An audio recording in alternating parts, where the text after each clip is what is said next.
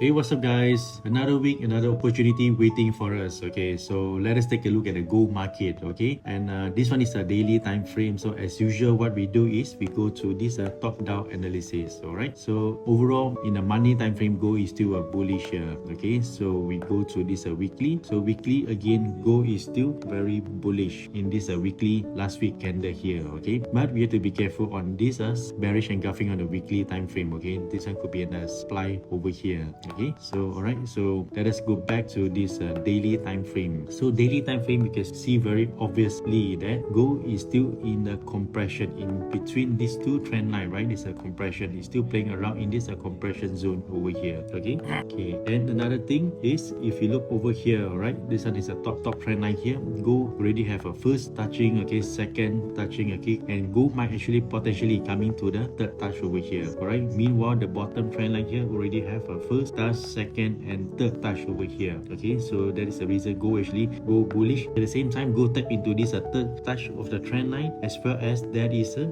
demand zone over here. This one is a bullish engulfing here, demand zone where gold actually play around, tap into the zone before it fly off. Okay, and also this one also another second demand zone over here where gold actually tap into the zone and eventually take off from here. Okay, all right, so meanwhile okay, so besides that, if we go to this H4 time frame, we could see very clearly that gold basically is doing from here, right? So gold basically doing a H&S pattern here. Okay, this one is a left shoulder, all right, this one is a head, this one is a head, left shoulder, and gold eventually play around to eventually tap into the zone, become a right shoulder before it's taking off here. Okay, all right, so let us take a look at the potential market for next week. Okay, what we can actually expect for the next week market. Okay, so now we go back to the daily time frame here. Okay, so daily time frame, what we can actually expect for the coming week. Okay, so if you look at this particular pattern over here, what can you see? It's a rally based rally here. Okay, it's a rally based rally where this one could be a